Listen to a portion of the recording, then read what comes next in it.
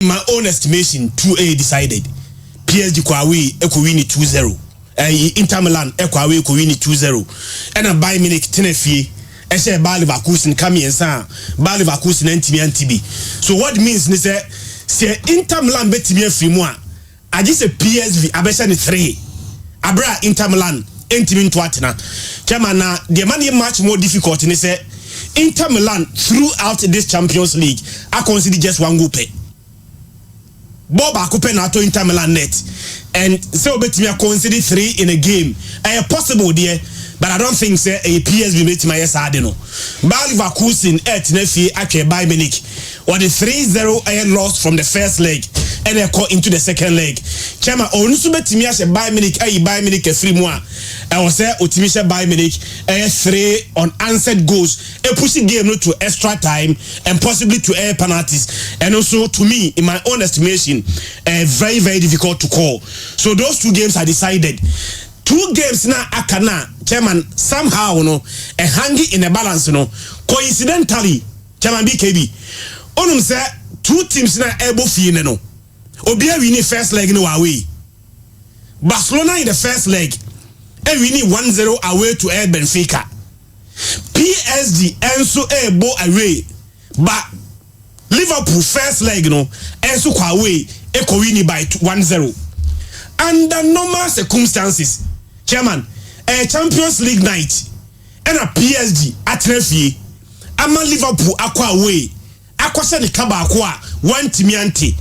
Na ka return leg ne baso na Champions League night na Anfield dia chairman ka obisa mi a e ka Liverpool qualify o because mimi ya Barcelona ni my experience bi da ya Sankrofo 3-0 maso say okay ya bo Liverpool 3-0 nim say o ya qualify say ye no senka it me overcome say Liverpool head na e here the Champions League no because say yen na Liverpool call ekosia Spurs in the final na almost share Spurs 2-0 etimi Champions League no yes Liverpool 3-0 semi-finals first leg but second leg Anfield no chairman the atmosphere no create here no before we realize you know na Liverpool ashare card 9 INTB on that night Barcelona at the Messi and Luis Suarez call yantimi etino the course so first leg na Liverpool akwa away akwa winning no PSG for no so much hopeful said they are going to Anfield and qualify no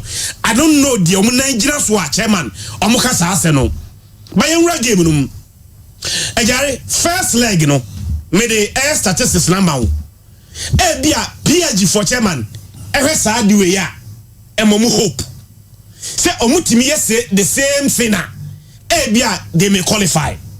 First leg na Liverpool show 1-0 no.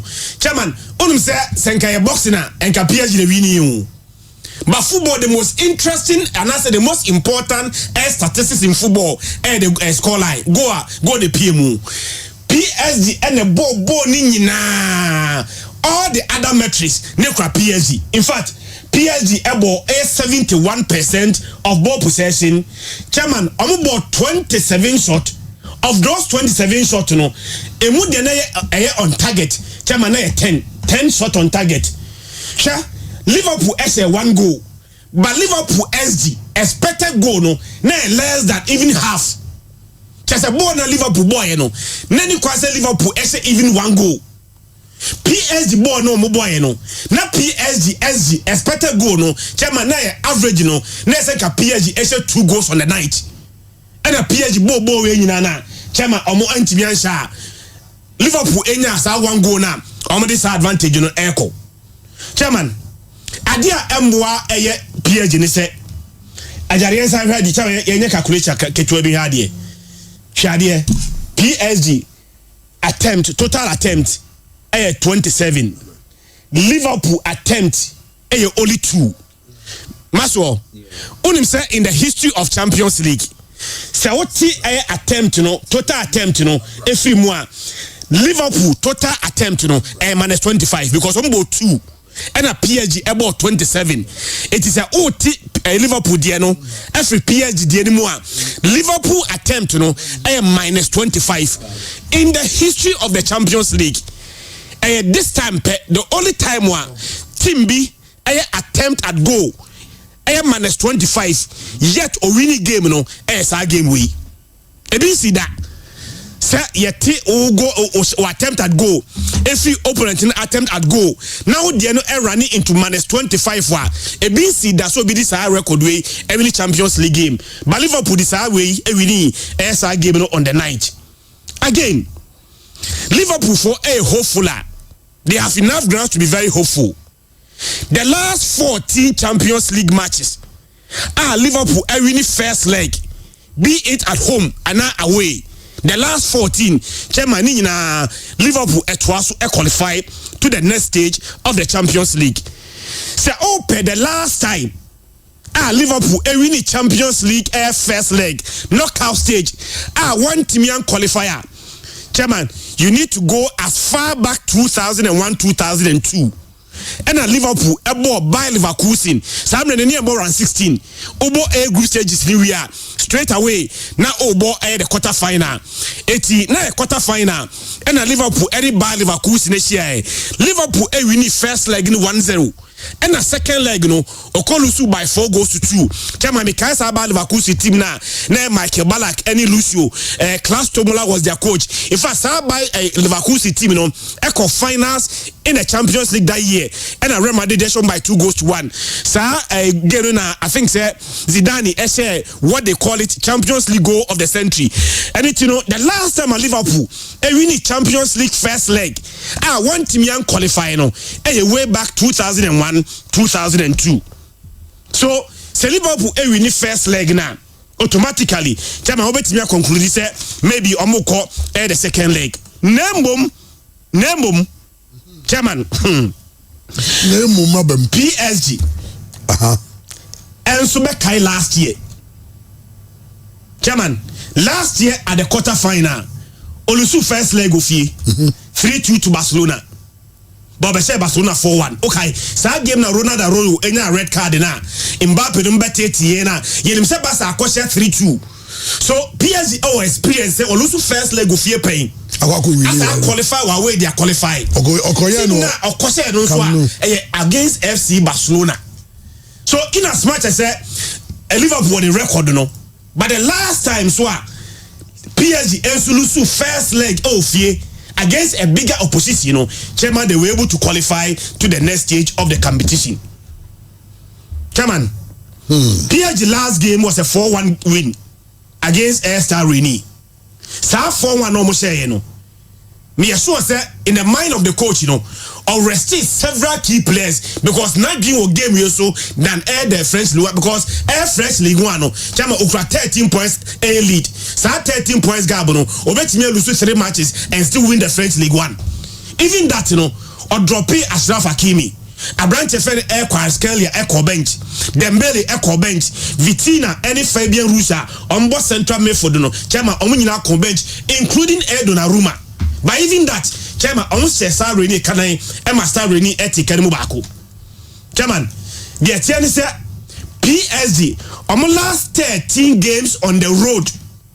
The last 13 games are PSG abo ewa way no. PSG are winning all those 13 matches, including the last 3 in the Champions League. So if you know and they lost to Liverpool, but the last 13 matches are PSG abo way. PSG are winning all those 13 matches on the road, including the last 3 in the Champions League. But Chairman, Kenya that one said the last 3 now more winning away in the Champions League, teams now much more away Obia one more they start to say do Liverpool.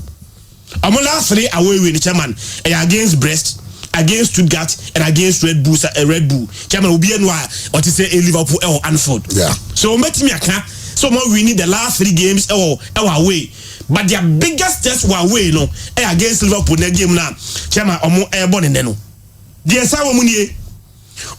the last 15 times French teams abesi aka English or Chairman win bia team if France na oba England na opo against English opposition the last 15 times Chairman French teams no win bi nambom the last French team oba win English or Chairman PSG 2020 against Manchester United. Okay, the last friend team winning or no? Yeah. PSG. The last friend team are winning a game. English soil in the UEFA Champions League, is the same PSG, but that was against Manchester United. Even that, German, they did not qualify. Yeah, okay, second leg, Manchester United So, as a permutation, a Liverpool, the entire more enough grounds, they will qualify. Samson a PSG for us war, Nema Kitibia. So much as I demand a bit of hope, they can also qualify to the next stage of the competition. And that game, Obia players, must come to the party. Dembele, Chama, Unim said, since the start of this year, Oko Europe the top 5 leagues now. Play bien what's a goal more than Dembele. Okay. Dembele has 22 goals since December. If December, ABC na say there is no player in the top 5 leagues in Europe. Ni goals are watching Ebro Dembele. He has to come to the party and me sure say chairman say already a lot of the tablet now. Omo compare Dembele to Messi and CR7 because Messi and CR7 and the standard. I'ma say in August 2011 CR7 has 11 goals in 4 matches. In March 2012 Abrante friend Messi has 13 goals in just 4 matches. Dembele is just getting closer to those numbers, But numbers when yes, say, but Queen Dean Fatana, Fatana Kono, and a cool Cassiano, any against a Liverpool, he has to come to the party. The second image, you had here. Liverpool first game on boy, Chama, you have board, so you had here. Liverpool for no, PSG for no, Domoye, Omo Presi Omo. Average position of Liverpool players, and that age screen, average possession. I could say they were basically in their own half of the pitch for the entire game. In the entire game. Now, say Liverpool air building up. Chairman, almost 2 deep air playing midfielders. I almost sit deep. Abrante friend air Gravenberch, and McAllister. Chairman, only say Gravenberch and I said 10 JC, and McAllister I said 38 JC. Sir Gravenberch any McAllister no Vitina any Fabian Ruiz ejina omoswa say ombetimi allocate omo edibo amomo because omne sati a Liverpool air transition no but PSG for hu sa de no e press omo chairman de omu nie in the entire game 90 minutes no sir mrante ni mienu McAllister any Gravenberch chairman omunya only 11 balls passes are a free air defenders war. And the commas are 2 players, now 11 pair. All those 11 passes, echo only McAllister or Gravenberch chairman will receive a single ball from the back 5. It is Abrante friend Van Dijk, Abrante friend Konate, Trent Alexander-Arnold, and I say even their goalkeeper, Alisson Becker, and your ball. Next or person locate McAllister is 10, Gravenberch is 38. But chairman, I'm a started transition, I'm going to sit deep. Yeah. It's a Liverpool your ball number started air transition now. Chairman, one on the receive ball, and woman either say Boko McAllister and I say air Gravenberch so. But they were pressed to the point that Abrante friend Gravenberch chairman, not a single moment in the entire 90 minutes, and no receive ball from a Liverpool air back line. Either some Bako Abrante, your friend McAllister hall, and now they will go long. Chairman, if you want to understand this more, PSG and Man City, Liverpool Man City now, almost share Air Man City A20 no. 2 players, Chairman, receive 9 balls from the back line. 9 balls no receive no. Nani na FA Liverpool A full backs in hall. The last game of Liverpool boy was against Newcastle. Chairman, McAllister. Any Gravenberch, Chairman, omunya 44 balls from the back line. But against the last game at Liverpool boy. Newcastle rather. Okay. Only Newcastle. No ball before. I'm say Newcastle 2-0 no. Start 2 players no. Balls are air back line no. Make a back line now. Goalkeeper they can. Yeah. Any the 4 defenders no. Any mass are 2 midfielders no. Chairman now 44. Started the attack. But against PSG. The way they were pressing, Chairman, no Muslim start attack, so pushing Liverpool back to their own half. Emma ball 90 minutes in now. Average position of Liverpool, Chairman, and that ball also. The only goal, Liverpool say Chairman, time go long, ABT press. If you have go no say na, Sam near ye salah film. and on the Darwin Nunes by. And there was a long ball to air Darwin Nunes. And Darwin Nunes etimi holding on. And also a branch of have Elliot eba game no 86 minutes obey Mohamed Salah. 87th minute. And a branch of Darwin Nunes Ellis pass no mana Ochimini ball no etwatina. I'm sure sir game planner PSG Ediban to this game no will be very very very similar. Let's press almost central midfielders no. They make sure sir omo receive ball no and start to air the transition. Chairman said yeah me say Liverpool PSG for best players to come to the party no. And then Mohamed Salah must also come to the party because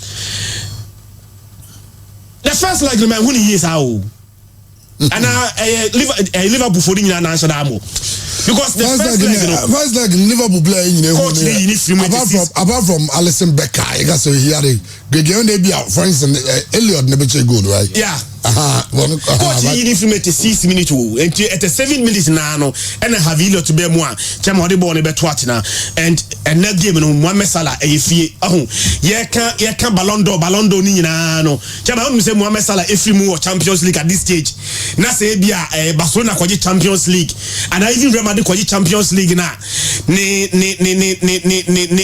pointer ye be gina so see fa Ballon d'Or Abrante Fer Mohamed Salah no one hwa na eso atimi ashoti so he has to come to the party and then again the reason why Liverpool keep a clean sheet on that night you know Abrante Fer Alisson Becker chairman also repeating the same performance super he has to repeat the same chairman super Dembele Kvaratskhelia I'm saying Dembele to score anytime Dembele Kvaratskhelia any Brady Bakola they are on Betwatina if they are able to score it means Liverpool also have to score. What I say, I don't see Liverpool keeping a clean sheet again. The way Omutimi attacking Omo, the way Omo ball more shot, the way Alisson Becker heading the game in that night, you know. Chairman Abia for the second time, you know. Why should I know Timmy and yes hard, you know? So PSG getting a goal there, and now they are but as to some bet me qualify against Liverpool or Champions League night or Anfield there. If you are asking me, Chairman, a daunting tax. I don't see them qualifying. Okay. Maybe they will give Liverpool a push. They will give Liverpool a fight. But you better wait 90 minutes. You know, if you're asking me, say one qualifier, Chairman, I don't have any doubt. Say Liverpool will qualify to the next stage of the competition. Barcelona go against Benfica. Oh, wait a say, Barca win over 2.5. But you're careful. You're careful. Careful. You're say Barca 3-1 win. You're careful. You're say me know you have been say you be 65-70% favorite to qualify. But Chairman, say Oma Benfica 30%. 30% is just zero. It means they have a chance of qualifying. What I say? See, I saw me be 5-0. And they are so mobile 4-0 there. Then we can say they have no chance of qualifying. So as long as they have 30% chance of qualifying, means that they can actually pull a surprise and qualify. The entire I also Barca careful kakra they say Benfica for omunya de ofio. So we Champions League now. Even our last Champions League game was against Monaco. Chairman, omoko say Monaco 1-0 away. Bebe fie no bobo 3-3. But we are talking about Benfica. Was Juventus 2-0 away. In fact, was Monaco 1-0 away. No money Monaco group stage. Omoko away ko Monaco 3-2. So for a team away ko Juventus 2-0. For a team of the last two away games, Chairman, what team are winning me no nyina ball enter the net, you know. So about fear, even though you are favorite, you know, Chairman, you cannot underrate them. Almost strike and defend Pavli this, you know. Why in problems? The last first game near boy, you know, CS almost 5-4. 5-4 no, Chairman about hat-trick in 30 minutes, no about hat-trick. The last game we won. But Chairman, he's the reason why Park Ubasi enya red card. Your boy in highline no, ball no touch the Chairman holding or pace. Park Ubasi in the attempt to recover no, and acquire last later kuna waji red card no. So the last two games was saying miensa as I be in a red card. You have a highline and I think so we need to watch him. But maybe about during the Chairman team in Jessica and CNTM qualify and fit this stage. Having won first leg away last year, you had the same experience. You win the first leg away against PSG, but the NTM qualify, and we need to learn from it. Chairman, no complacency. Any results be able to qualify Biano. That's what I'm expecting. Barcelona also will qualify against Benfica. All right, hell of a season for The friend said Luis Enrique. Yeah. So I say a hell of a coach. Yes. Miami who a coin of first or qualifying. Yes, a be our no one a bit to me actually because why be then a mammy Jenny Dicakra because like recently you were saying, say 37 games win away. Now ba home be now qualify now yet team be at Liverpool. Almost your experience side, they know how to play and get results. It makes the work very difficult. What the tone the last time Frank team be visited Anfield, there are 5 occasions. Chema ningi no lose war. And also another problem for them. PSG and Casanso Omone Sadante a gamer Liverpool struggle kakra. And near there say Liverpool sheni because almost this Liverpool against Southampton. First half, no, Southampton won the first half. Liverpool winning. And normally, PSG so almost struggle. Yeah, no more lucky at the win. So almost quiet that sluggish now. It might be a problem. But the Liverpool normal best of elements. I tell you, it's going to be difficult for PSG. Why? PSG, I think so more just 10% chance of qualifying. And see, they will only need a miracle to go through. And it's not manager and iron. Why am I saying that? Chris, what can I say? The last 16 visitor Frank teams are called England. Say momentum winning match home. Oma draw 1, no more lose 15. Chema, this is very, very bad. Now people say, okay, teams being the free France, they be abreast money. I didn't know. PSG crowd last 4 visit to England also. Oma lose nina. Yes, 6-4 aggregate with Barcelona last season. But only the first time cry in 7 outings Omulusu first leg time to qualify to the next round. So Bibia a favor Liverpool because one thing is this. Oshe Liverpool Cody Gakpo, Luis Diaz, Darwin Nunez, Jota Nesala. Chema, you don't know when Obi be turn up. On almost every day Obi turn up. And so more attack near very dangerous. So more the 3 starts in another 2 beba, and that gives them that edge. One thing about Dembele is that chairman or ambidextrous, and in football currently or a player be or exceptional because or ball left and right in your chairman with the same sort of percentage. Those players are exceptional because only a bar who saw ball left and I saw ball right. And currently me feels we through the maturity stage. It's not the game they develop. Chairman I'm sure Sabi no pay with Dembele pa. Luis Enrique super Dembele pa. The question is that why? And on more time no Dembele numbers so close. It means that so your player na coach him how they want to use your chairman. You are good to go. But I really think so whatever Dembele won, Liverpool so yes, Salah needs to step up. And once Salah drew games like this, chairman, definitely too well he will come up. Liverpool goalkeeper Alisson and see another barrier for them. I think Liverpool has opportunity. Whatever the outcome is going to be now, I see Liverpool qualifying for the next stage of the competition. At least a double chance for them will not be bad at all. Barcelona match, Chema say in 2025, Barcelona will form than any other team in the top 5 leagues in Europe. They've won 13 and drawn 3. Team Bian who award that record. It's taking into this game a advantage for them. And at home in that sequence, Oman winning 5, Chema Oman draw 2. So those 7 games at home, Oman and Lucy. The good thing is that in this 7 games, Chema almost share at least 3.45 goals per game. It's Barcelona goals to share was through. Now, share head to head, now, Chairman. The last 4 games are Barcelona ne Benfica ball home, no goals in drew 4. The only one I buy a 3-1. After that, 2-0. But the last recent 2 is 0-0. And now, Mr. Can yes, I can make us a bit rainy goals. Benfica are strong away.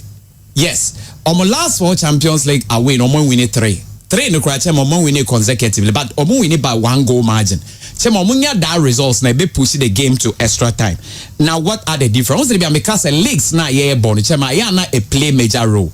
For example, look at what Arsenal did to this Dutch team. You could clearly see that for number prayer, but league will speak in volume. And here, what it means is that Benfica are very poor against Spanish clubs. Chema winning for draw 8, lose 13. A very, very poor record. And the last 4 2-legged games no money Spanish teams are born. Knockout stage, Nina falling in my frame.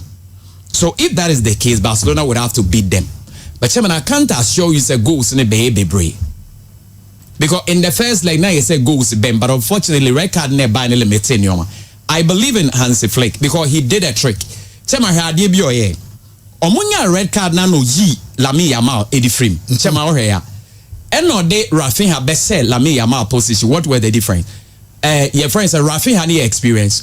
He's also strong and in any heading. Because Yamal drew the way and go for the Botagas, you know, as a brand here, I miss Gaka. Except once na go for the buy. So Barcelona is going to win. Inter bese. Remember Liverpool double chance, even over 1 point. Because Liverpool Champions League matches or my boy Anfield almost exactly 2 goals. Almost say around exactly 2 goals. But until Liverpool double chance over 1-5. Barcelona win. Na Yama Inter so win. Wow. We more match in there. O say. By match in there. O say teams me answer penna or magic 3 goals or ma qualify. Man, ye drew stage where teams ne bobre county. E binti na moko say 7 no. My friend Lucky 7 also make also say 7 no. Must set to record scoring 7. Chema say 7 no more they quarter final for the first time in a very long time. Say 7 no. The first time. For a long time. For a long time. I said round of 60 more they break 7 no. It is 7 no they normal womb. But Chema make a drew stage where teams are no they always have advantage. Because nobody have ever thought say buying big match from trade looking at the record cycle. I still see buying not even losing. Because Chairman, there is this player Hurricane I see ye can ask him. Because behind ye casa in coach Lamine Yamal Lewandowski ne Vinicius, but I think that guy is doing a great job. It be also over 1.5 and a double chance for Bayern Munich in that one, so a cool game, Chairman. Okay, young friend, young referee, and the Champions League. Don't forget here the live commentary. And we're by courtesy of Angel Rock Mixture. Yeah, the live commentary. Game I so between Liverpool and PSG. No, when you support you try as a mekabibi on the kokula binum. Alonso, cover Jashi Gote. Alonso so Liverpool ne kuno. Na Alonso men carry why? Also the me go Liverpool as him to see how frame. Okay. My friend in Italy called King Diego wants 21 bottles because he has 21 girlfriends from different nationalities. So 1 bottle per girl. US Bataza. I don't know. King Diego King Diego me body party King Diego. Come on in there. King Diego pa. Kakula bi na nkase bi ono. King Diego enam David no man na so ne King Solomon no na so. But as on tear droning can. Ataza. We got on with the kind of testive as that no. So beat on the record. So we can one say my no a beat in the record. Also tell me if Liverpool become too passive out of possession as they did in the first leg, then PSG could cause a hell of an upset. They have to revert back to their Gengen pressing style to comfortably beat PSG. Clever Cheba for this message. Game no. 1 game amount for any hopa. In fact, when you show so people saw Champions League game be a chance I give no. And also Jake by the near Samsons I don't say. And they say PSG Barca game in the early kickoff. It's over here because of a Barca fan no. Over here and San and all the other games. And let's not forget all other games in one year that it looks like it's almost done. I say you're careful when I say emu da hodo. I say and Barcelona war 65% chance. Liverpool so 65% chance of qualification there. But 2 other games in there looks like about 70-80% for the other teams. Bayern Munich 3-0 in the first leg. Inter so there. Inter the other crowd about 90%. Yes. And games no you know. But all the same, you're near the Honsam and so I bring it here for live on Pure 95.7 FM. Okay, Yamra, Black Star Squad. If I let me say Buso as me Maxwell. Who expect any major Black Star Squad no one? No, I'm not expecting because agency call up there won't expect the difference here. Say call up a genuine and a coach no so no. Chema ye breaking ye who say wakoye intensive scouting in making sure that they want players all out. Because as a nation, baby, and be chairman confusion abe, and SNK put things together. And think our players be cry, ABI recent past almost so more. We should reunite with them because we say Jeffrey Schlupp, he's now playing the Champions League. Oh, call your friends say other players say Duncan money are ding now. We need to call them to come. And now the question is whether say that you performance or bono or beba norma. That is what we are thinking of instead of the others. So chama mean changes be brave, but it be also place ni be brain swepra. And so more no more so bad no more call more ball corner be opportunity for them to come. Then again, they are not tone chaya. I don't see my say e bi mo so ayo ma dwen say say ya so mo person mbeba minim how far they spoken with them. Richema me hu changes be brave. Dia be hu change be obi a wa be bi da. E bia ne morning say da anye onya bi mbonti we mu ni ni woni e de na shim. I really don't see no change. Say my own man for camp about Andre are you probably making the squad. Chris also expecting any change we are and I major ibiawo blasters call up me the only change I me person who any improvement in our performance. It doesn't matter who we call. The biggest change I hear is a better translate into an improved performance of the Blasters. Because German, is it about personnel? Because about personnel, I say we should be dominating and beating teams in recent times. You know, personnel and we need to have a change in the way they play, a change in attitude, and it be because AFCON and qualified. No games na bona. The attitude and the way we played, German say ya ansesano na yakofa obia fofobia be team num na the same way, the same coaching, the same attitude. German a change in personnel will not change anything. See a change personnel no eba na attitude ansesa na coaching ansesa near about the way we played in all those matches now. We are not going to see any significant change behind the Blaster the way we play. So the biggest change I'm expecting chairman, coaching, the way the coaching should change, the way we play should change, attitude of the players should change, everything surrounding the players, should change, not just a change in personalities. Okay, well, the Black Stars of Ghana will against Chad, Accra Stadium on the 21st of March. Yeah, that's like next week. I think Friday week and our game no Basso and Gideon Mensah call for support to Ghana. Support you or qualify. Thank you for your support over the years towards the Black Stars. We've not had great results in our previous games. I would like to urge every one of you to continue supporting us and to be a pillar behind us in our upcoming qualifiers games, and together we can achieve greatness. I know and some Gideon Mensah did to but train near who said call up on the BCIA. Utuado, there's going to be in the squad no this week into anona anymore. But I'm saying about and some hold also maybe some can be for Enra. It was a man on a polling sense some no so Enra Moko court. You know the case is near me, case back your mom accomplices now say conspiracy to commit murder and Ignacio Bafu China.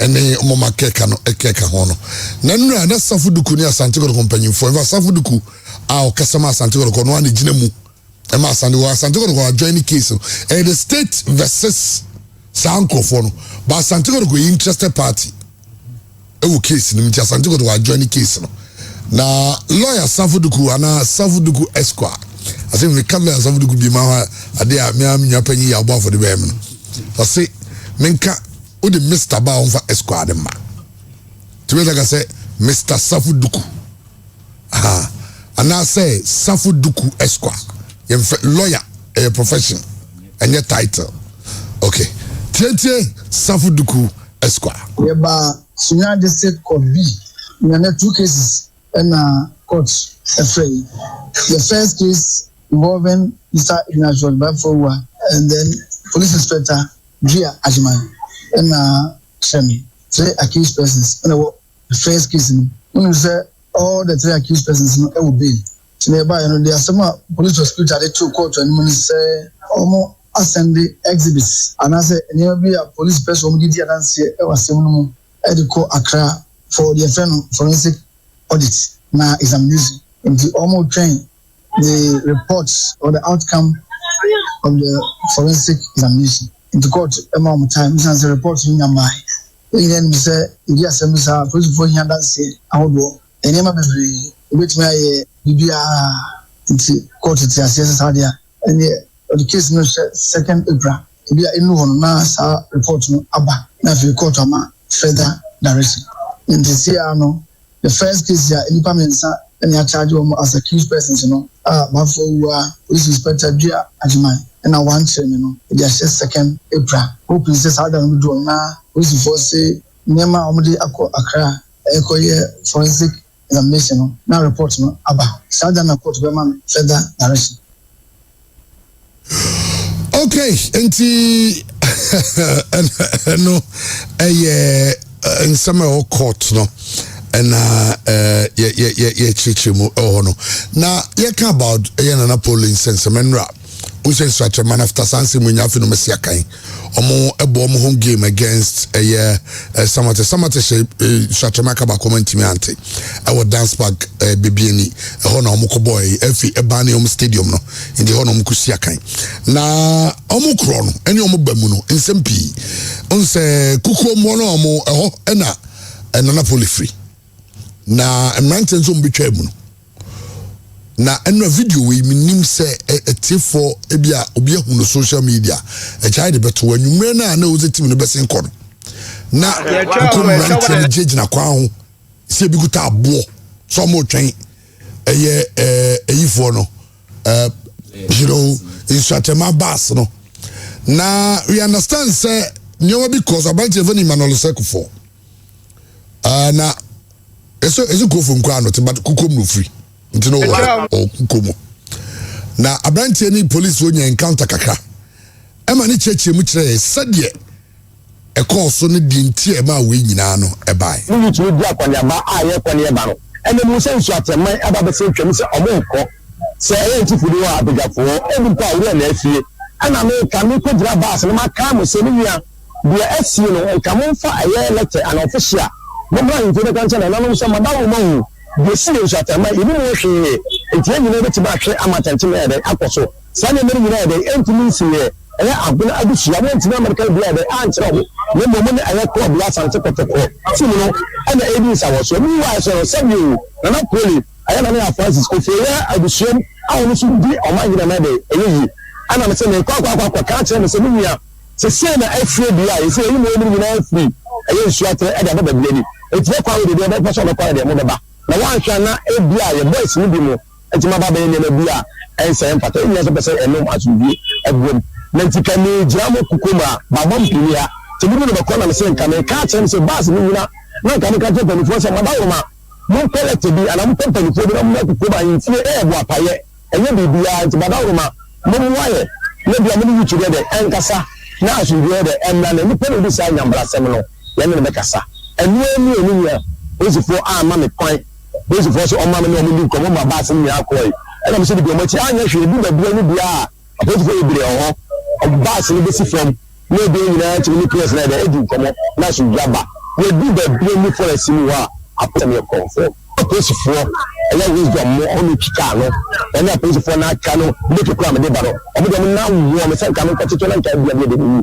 kokoko bi kwa ye bari ahọ na aye the beauty for Simon na nya aposifo no mbo be say ade ya me anwo ba the person ba be stop bus no the person be true me dey sikai da do ni wa be so me ko no be bia nka wo nyame no dance ni say eye ade ba ko pe na ede be bia ne na me de makwa ko tu etu enti ni me ka che me say madawo ma me na nko say me kwa ko tu me kwa ko tu wo me ni sikai me ni tu me jai sa ko say me o se ku man don case and me to go ba ti ma am fa ba se me ma ni siyo yen ko yin ko ba se ni siyo ko se tuo ana se ka bo ma e te pe be ba sa dem ye no aya de am ko na ka me boy so atema ye de bi ti no ana mo ntima ni no ba ko so be se on be bu mi ti am ko so sa isa mo ta se mbone o pa so wi ana o suma ye ne manfo a e ti me abi ka gimi aba ba bi ku kuma a fu wi mo se de be ka nyira ne se isu akontokwa se yi turu nyira bo afu se ne o ma isu atema e ma ma twemu ha afere ni yutu ya dey kasa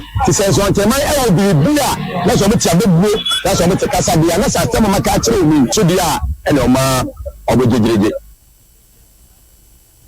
enti asam no sadi sisi no me wala mama tie fo bia so tie ensam no but yebisa the operations manager of Instructorman so Kofi Adams and yebisa say they ankasa no so ohun then ena esi no kwa sorry because what job on the man there o ma se